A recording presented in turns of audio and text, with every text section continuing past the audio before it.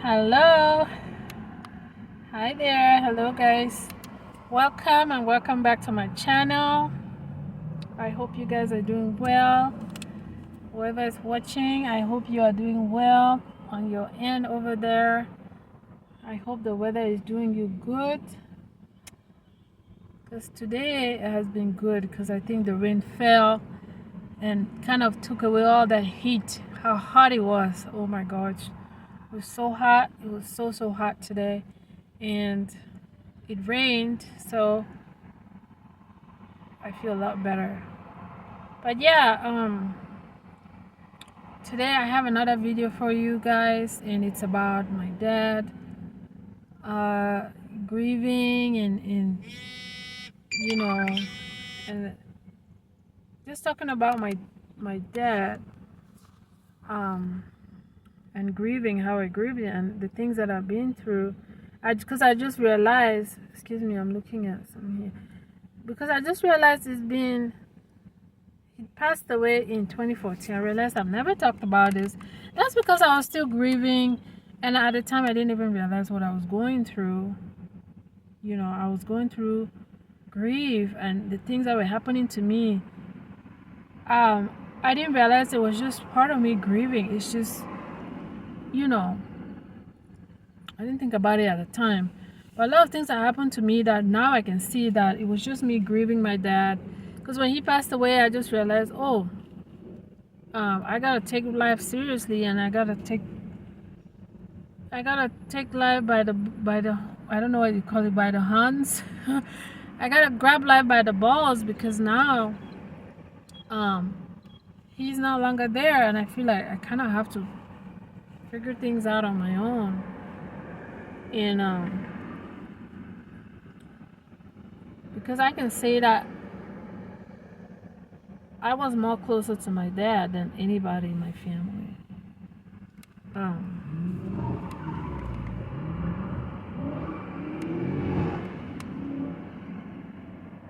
Who is that?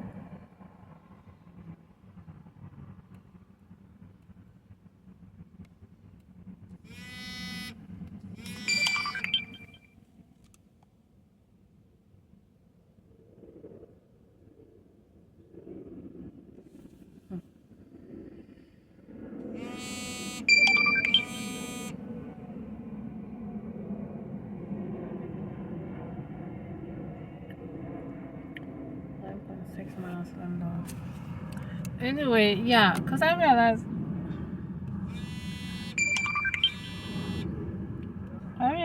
that over the years I was more closer. I grew I grew to become more closer to my dad than anybody in than I am closer than I feel closer to anybody in my family. So I think that's why it really took a toll on me, but I didn't realize that it did until now. I'm realizing he passed away in 2014. I'm realizing that it's been 10 years now, and all these things are just coming to me and registering in my mind, like, oh, that's why you went through that, that's why you went through that. Anyway, yeah, what am I talk about? It's just, so where do I start? So he passed away in 2014, my dad, and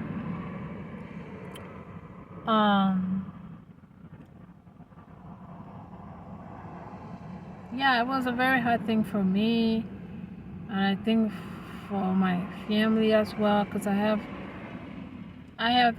8 stepbrothers and sisters from my stepmom, and then in my family we are 7 of us, so I have six siblings.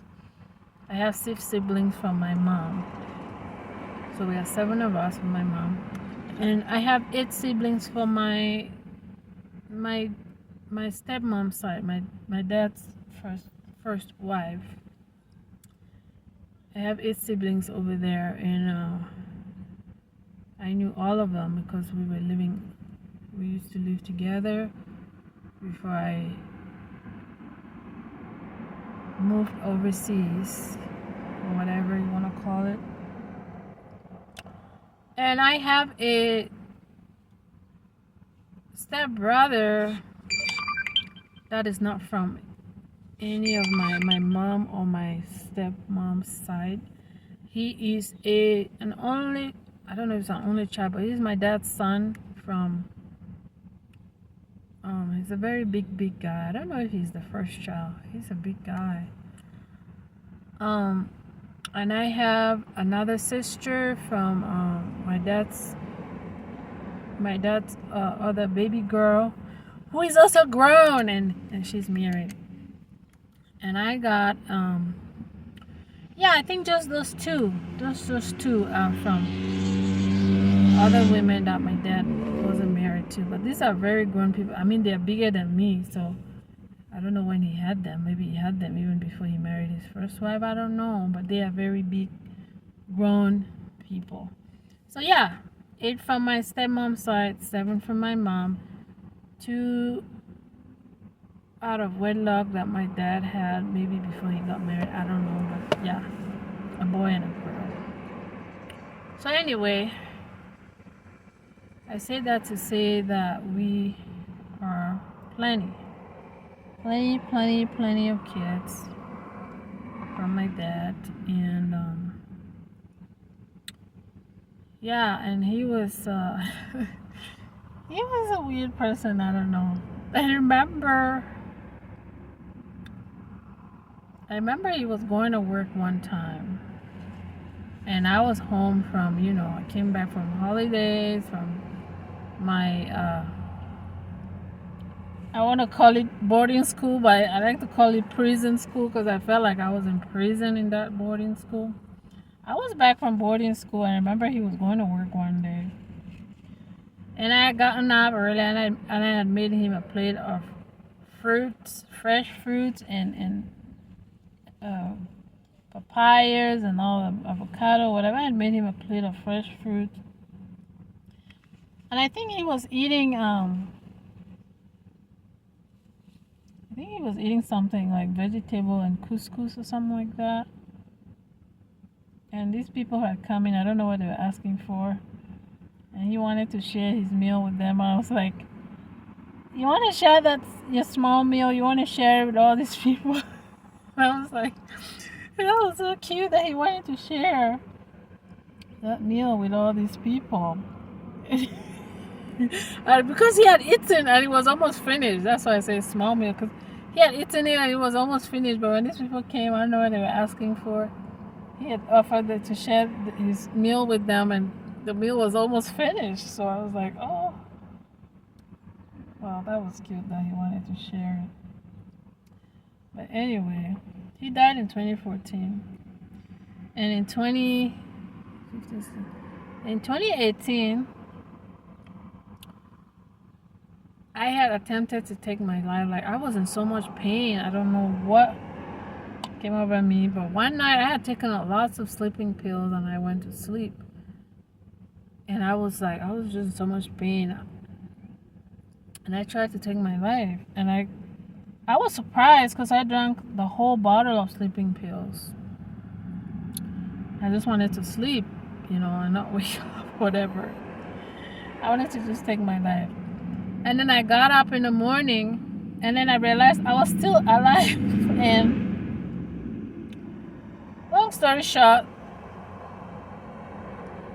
my upper body was moving. I was way alive. My upper body was moving. Maybe because, oh my God, what the hell? Anyway, I'm at the library here, and I just remember this coming in my car. I said I have to make this video, but whatever. I woke up, my lower body was dead, my upper body was alive, and I moved myself to the floor, and I called 911, and I told them what had happened and that I needed to go to the hospital or whatever. So they came, the ambulance broke my door and took me out. Took me to the hospital, and then I went through some treatment, and everything was fine, but they decided that they would not let me go home. Because I didn't know, like, if they ask, there's some questions they ask you in the hospital and you say yes, they won't let you go home. Because they asked me, what were you trying to do? I said, I was in so much pain. I said, I just wanted to take my life. If you said to the hospital that you wanted to take your life, they're going to hold you in the hospital for 72 hours. Or 3 days, I should say. And, anyway. Yeah, they're going to hold you in the house for in the hospital 72 hours. Ow. Oh my gosh. So they held me for 72 hours, and I was like, no, I gotta go home. You know, you don't understand. I gotta go to work, and I gotta make money, and I gotta pay my rent, whatever. They were like, no, you're not going home. You know, you're not doing X, Y, and Z, nothing like that. So they made me lose a lot of days, and I was supposed to go to work. So I went back home, and I couldn't pay my rent. So thank God this apartment was month to month. This is the only apartment I've ever seen that did month to month rent, because most apartments are, you have to sign a 6-month lease, and if at some point you lose your job, that's on you, because you have to keep paying, or you can end the lease, but then they'll give you a penalty fee, which is usually a lot of money too. But it's better than if you can't pay keep paying, you have to end the lease. And you can always end the lease, but you have to pay a big fee. Maybe, I think the fee is about 1 month's rent or something like that. So I came back, that was what happened, and I said, thank God it's month to month lease. I told them at the end of the month I'm going to leave because I don't have, well, it was at the end of the month, whatever. I said I'm going to leave because I don't have rent for the next month. I lost so many days being locked up in the hospital. So, yeah. Long story short, I got out of there.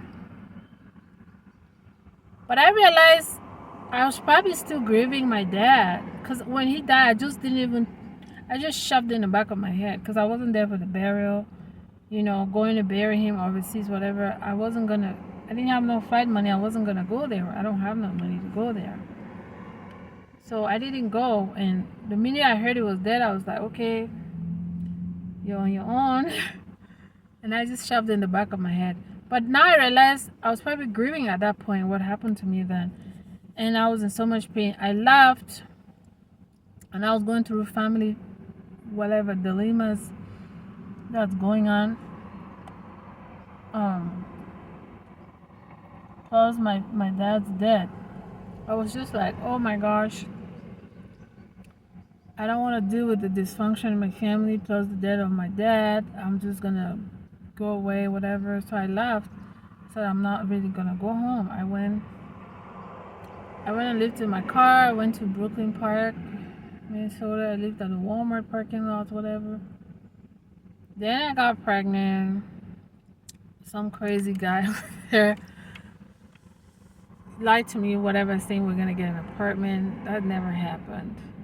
He was a single dad of 2 kids, living in his sister's house from Liberia. From Liberia, living in his sister's house. She was married with her husband there, and I don't know if it's 4 kids or how many kids she had. He was living in a room there with 2 kids. That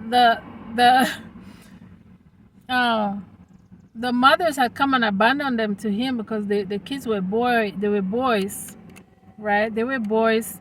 So the women, what he told me was he would get with a woman, and when it's time for the woman got pregnant, and he take them to their mom, to his mom, and when he take them to his mom, usually the women just leave him. I don't know why. And they'll have the baby, and they come and leave it at his doorstep and say, take your baby, whatever. So he has these 2 sons he's raising in this 1-bedroom apartment. And here I was, homeless, in a Walmart parking lot, and he's sweeping at night. I don't know how he knew I was in there. Comes and knocks on my car. Hi, mama, whatever, whatever. Right? He was really nice and whatnot. So I got to know him. I thought he was a good guy, and he took me to his house and showed me his family and whatever, you know. But mind you, I was probably 25, right? And this is somebody that is about 42. I think he was 42 at the time. So he kept lying to me, talking to me. I said, I live in my car, whatever. And he said, this is where you live, whatever. And then, you know, I'd come and visit them once in a while. You know, go to work, come back. He works in the parking lot there. He sweeps the Walmart parking lot. And then he kept saying like, oh, he really liked me. And I said, yeah, you seem like a nice guy. His kids were really cool. Like, I usually like wouldn't date someone with kids because, not because I don't like kids, but because I don't like, it's not every kid that you know you're gonna fit in with. But these two kids, I really like the kids. Like, they look like they were so well mannered that I feel like if I was to raise my kid like that's how they would be. So I just fit in with the kids, and the kids loved me, and I loved them too. So we said, okay, that's fine. I would never think about this over the kids, but this is different. So he's like, okay, we can go, let's plan, we're gonna get an apartment together, whatever. So everything was cool and all that. So I'd come to the house, you know, bring the kids some, how do they call that, lollipops, or what do you call that, these things that you put in the freezer, you buy from Walmart, put in the freezer in the summertime, and you freeze it up, and then you take it and you soak it, like it becomes ice. It's like colorful, like they're like long little watery things. They're in a long bag, colorful waters, whatever. I don't know how you call them. You put it in the freezer, it gets cold, and then you can suck it, and it's really sweet and has different flavors and colors. So I bought a bunch of it from Walmart. They had this thing, and I bring it. The kids loved it. It was really nice. We had planned on having an apartment or whatever, but you know, I was out there, my hormones were raging, whatever. I was feeling like, how do you call baby fever, you know? Ever since I got around my sister's kids, I feel like if someone has kids and you don't have children and you're a young person, 18, don't, what did they say? Don't touch the kids, because it can activate something in you that you're not ready for. I feel like once I got around my sister's kids as a young adult, then my baby fever kicked in. You know, sometimes I used to say to myself, I should never have held any babies, because it activated my baby fever, and then here I am. I hadn't finished school, and I hadn't done the things I want to do, and I'm having this baby fever that is so strong every month that during my ovulation period, it's like sometimes like I wouldn't be able to get out of bed. Sometimes it's really like that bad. The feeling is crazy. So I was with this guy. He was like, oh, why don't we have a baby, whatever, we're gonna get an apartment anyway, you know, if I get pregnant, we're gonna get an apartment. And I was like, oh, I'm really excited. So we made a baby or whatever, and then when it turned out that I was pregnant with a girl, whatever, I told him, and he was like, he didn't want anything to do with the baby or whatever. Maybe he was hoping that I'll have the baby. Maybe I come live with him. Maybe that's what he's doing to these other women. I don't know. But that really broke me, because he was like, no. I was like, what happened to us getting the apartment? He was like, no. I was like, oh my God. I'm living in the car. I'm pregnant with a girl, whatever. And then I became like really suicidal again. So I called the hospital and said, I'm feeling suicidal. I want to come see someone, talk to someone. So I went back in there. Locked me up for 3 days again, did an evaluation, and they started giving me antidepressant, which now I realize that I don't want any of it, because it might have been a wrong diagnosis. Every time they've diagnosed me, ever since, even like when I moved here and I was having a hard time, I think they diagnosed me and said I had adjustment disorder. I said, what the hell is adjustment disorder? I think moving when you move somewhere new, the cultural shock. I think I'm still going through the cultural shock, and also adjusting. Maybe I wasn't adjusting well. So you said I had adjustment disorder, but then remember, my dad had died, so it could be one of the things was probably my dad's grieving my dad. So all this depression medication, they were just making me worse, and now they'll change it from this one to that one. I was like, hell no, I don't want anything to do with this medication. Whatever they're putting in my body, I don't want it, because it doesn't seem like it's doing me any good. And I gotta go to work. I want to make my money, and this thing is like hindering me instead of helping me. I have to find natural ways of helping myself. So I just start exercising, because I had stopped exercising. I remember I used to exercise before, but with all these things going on, I wasn't exercising as much. So I started exercising. But anyway, I got locked up in the hospital, and they diagnosed me and said, yeah, you're pregnant with a girl, you have fibroids. And my mind is raging like, oh my God, I lost my permit, homeless, now I'm pregnant. What next? So I stayed in there. I got diagnosed with fibroids. And then I told them, I said I didn't have a place to stay, and I don't want to go back home, because there's a lot of chaos in my family and dysfunction. I don't want to go home. I want to find my own apartment or something like that. So they said, okay, we're gonna put you in this. They took me to this place. I think it was transitional housing, whatever. And I was planning to, I had decided I wanted to do an abortion, because I was like, okay, I don't know what to do right now. But remember, I'm still grieving, but I didn't know I was grieving at the time. So everything is just going through my mind. Living in this house, I think you call it transitional housing, or is it mental health housing? Because almost everybody there was taking antidepressant, and they sent me there because I was taking antidepressant they had given me. And I was sharing a room with this girl, and then there was case manager there, and then there's some people that come there. I don't know if they're home health aides or whatever you want to call them. But there was a girl there. There was a girl there.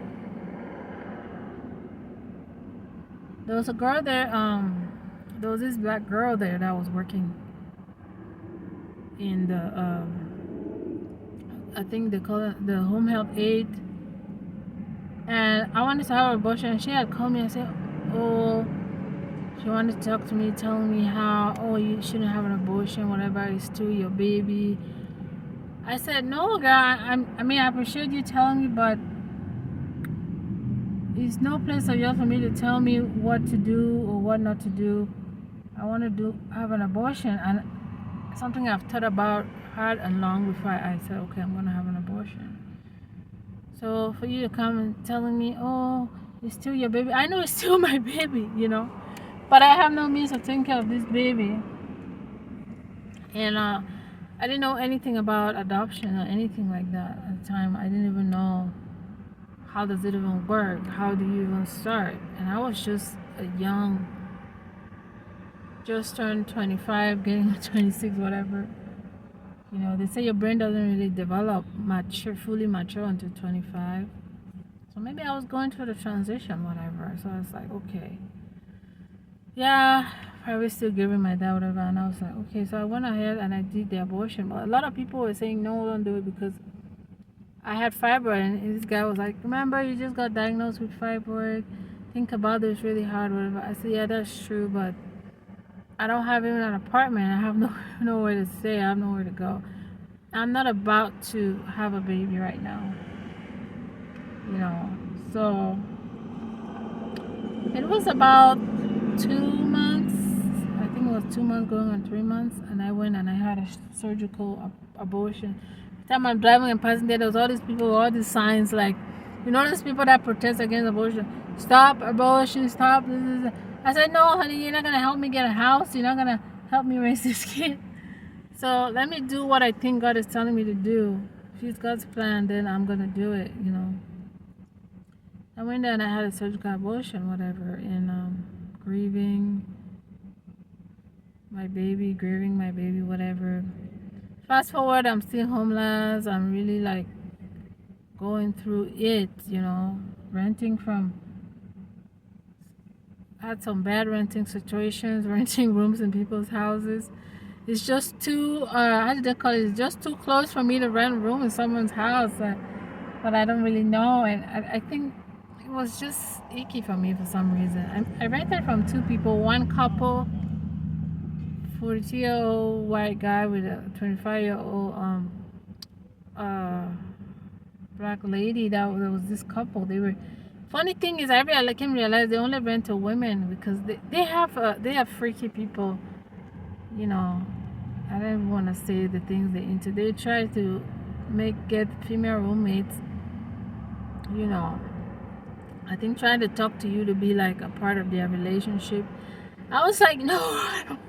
So I rented from another guy that was retired. Me and this other girl. I was 25. She was 25. There was this white girl, and he would complain about everything, and he would chase her out of the house because she didn't give a fuck. Excuse my language. She didn't care. She would, you know, cook and like spray things on his kitchen and wouldn't clean it up. Next thing I know, he's following her with a stick.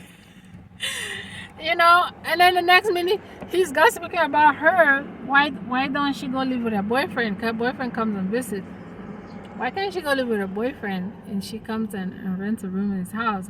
He lives with his parents, so he's like, why don't she go live there? Because she just had a divorce from her alcoholic husband, and she met her longtime high school sweetheart.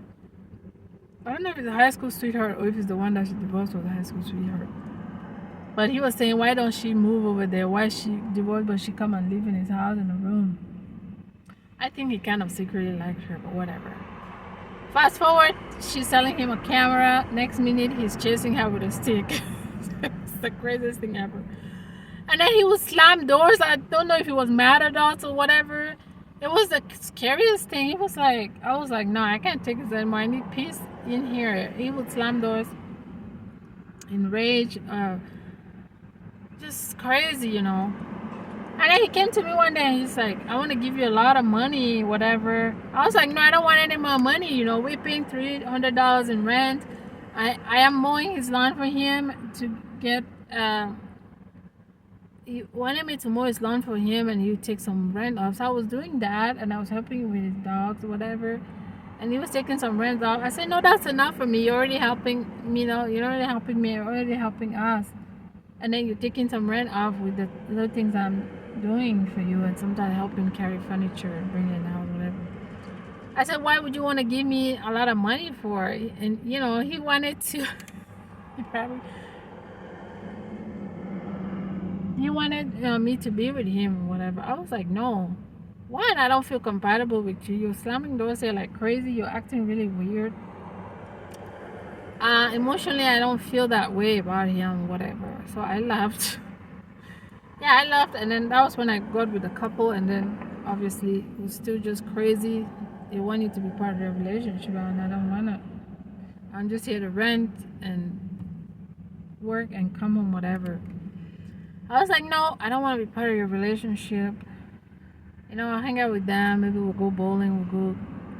We go out, whatever. But when they started acting like they wanted me to be part of their relationship, I was like, no. So I left, and a friend of mine, someone I called, came and helped me carry my stuff and get out of there.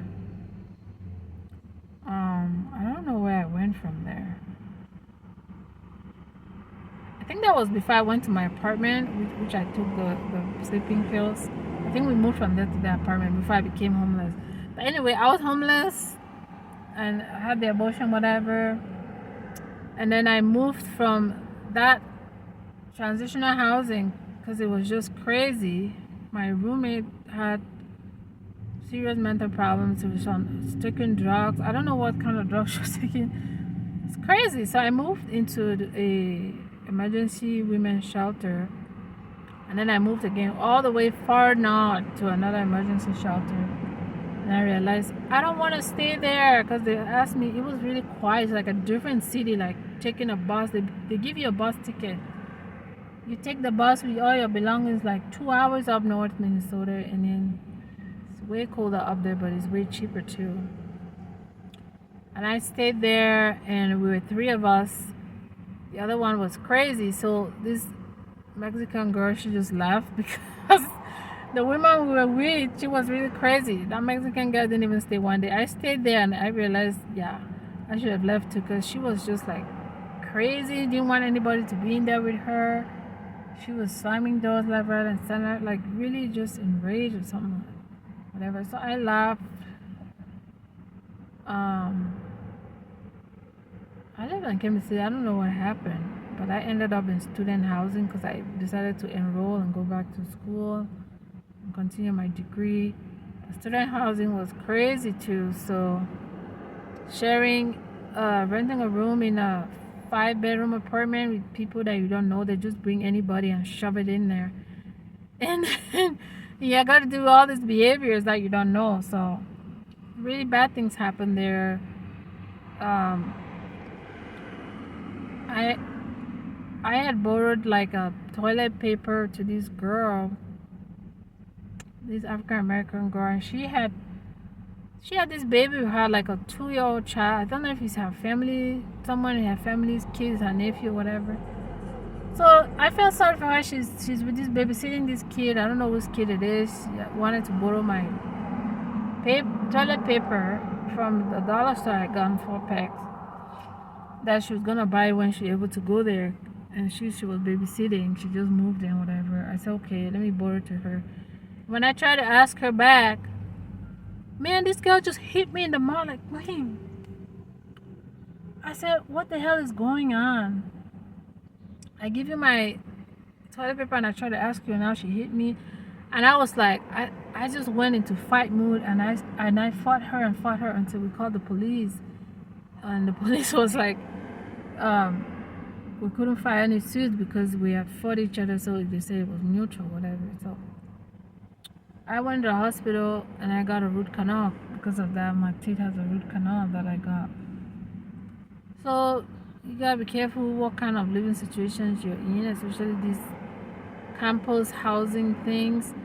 You can get 5 of your friends and rent that 5-bedroom. It's much better because you know each other than to just go rent a room in there with people that you don't know, and they just rent.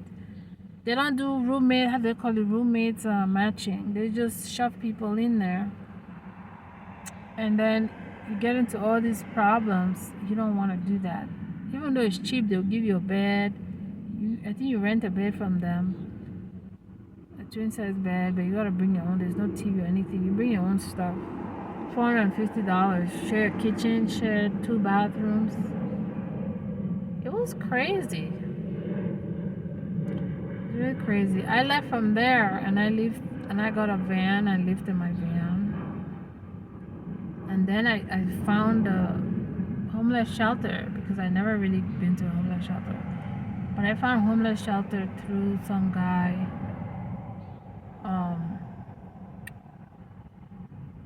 I met a guy from Cameroon there, an older guy, and he showed me over there. And I also met an older guy from Liberia, and he showed me to this other place, which I ended up meeting a woman from Ethiopia over there, and a guy from Sudan.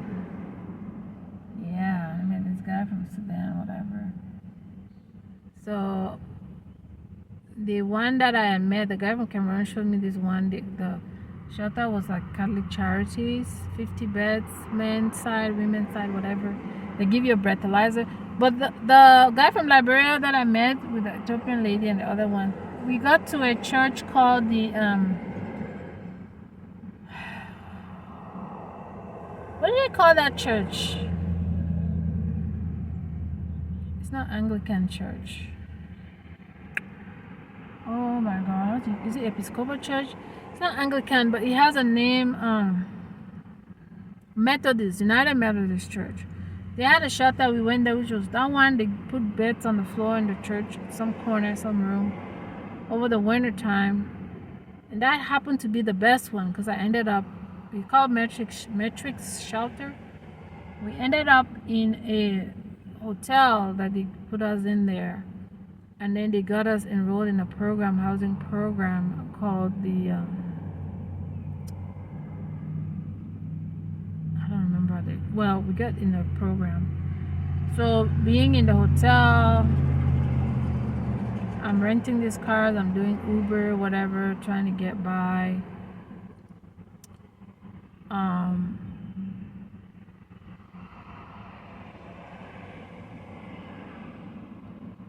Oh my God, I'm blacking out.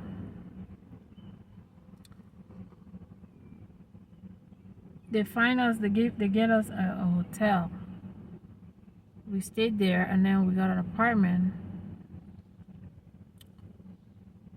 And that time I was pregnant with my daughter, and I had the worst. I chose the worst apartment. Very nice program. I'm supposed to pay for my housing for 2 years, but we chose the wrong apartment. Like, it was like boom, boom, boom, boom, every day. Like, you couldn't sleep. Like, you sleep with one eye open because, and then my baby would cry so much. She would cry all night.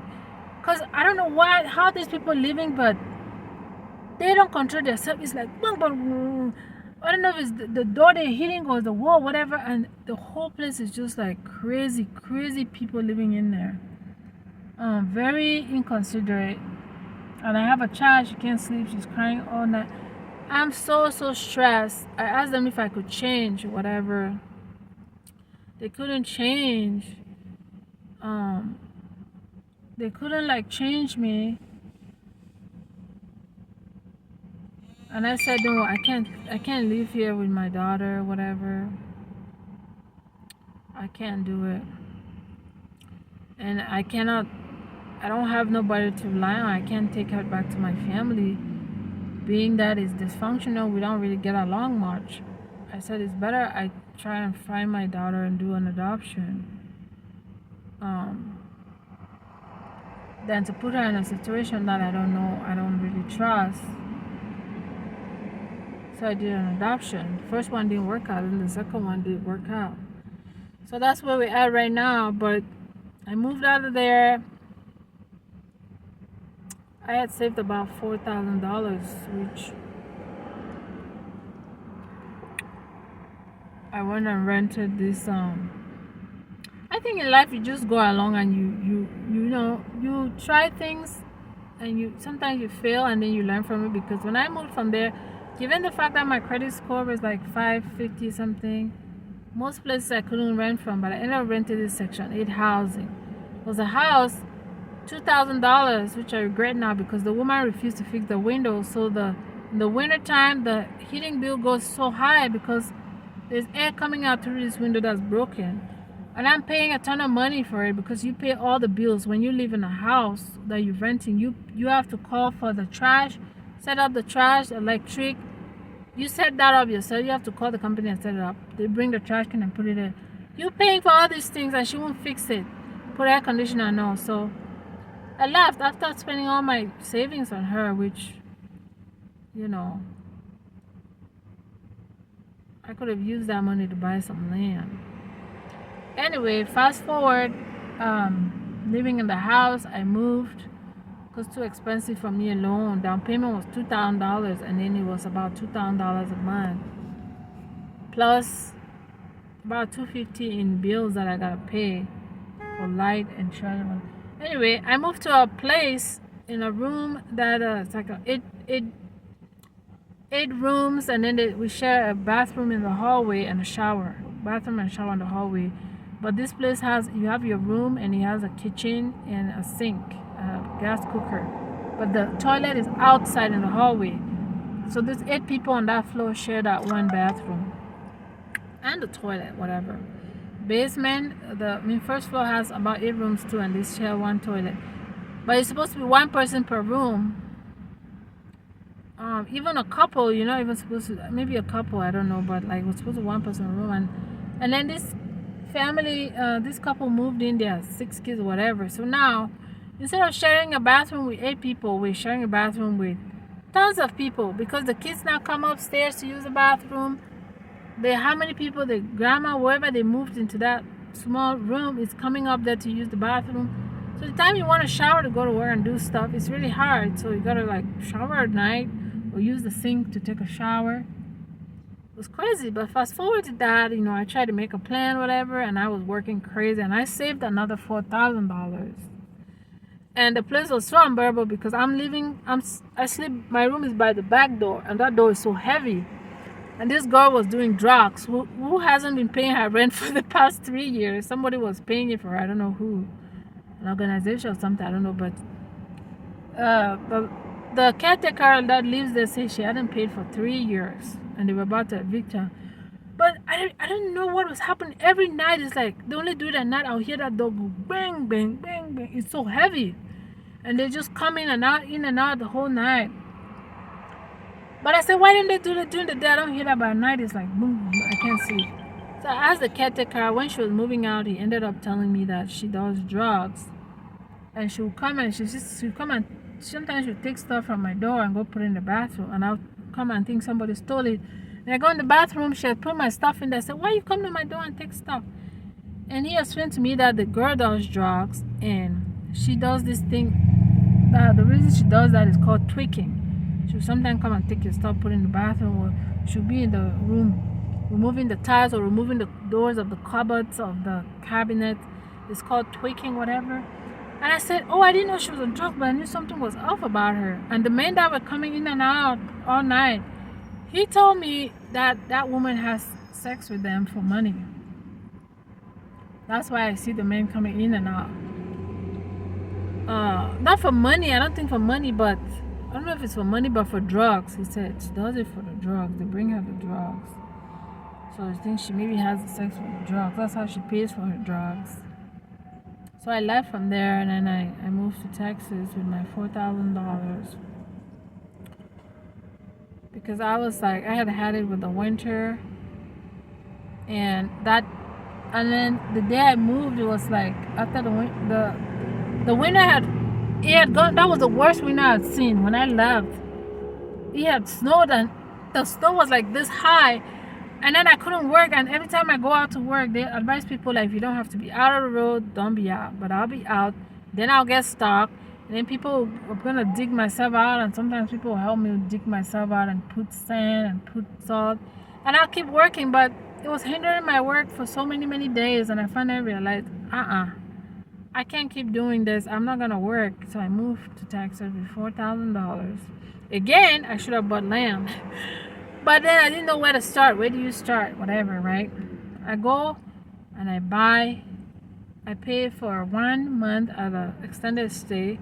Before I moved down here, I secured this living space, extended stay. But that's like $1,300 to $1,500 a month. So that money went real quick before I knew it. Came down here, I'm working, delivering. I'm not making as much money as I was doing my Uber up there.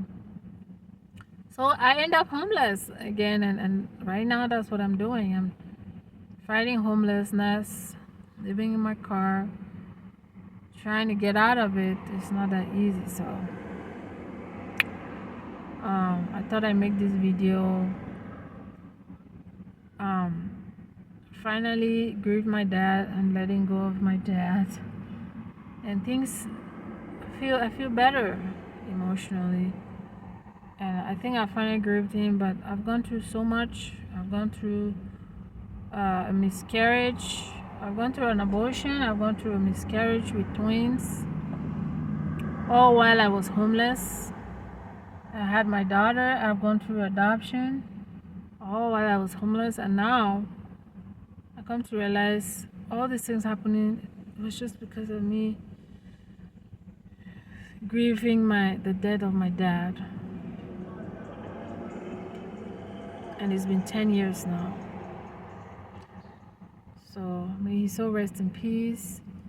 We only move forward from here. We can only be stronger from here. We can only do better from here on. And thanks for watching. Thank God for his help and His guidance and His mercies all through these years. The unseen hand that I didn't see in my life, but I know He was there throughout my journey. I know He's still there, and just want to thank God for that. And yeah, I hope you have a nice day. Thank you for watching. Don't forget to like, comment, and subscribe for more interesting videos. Until next time, know that God loves you, and I love you too. Kisses. Bye.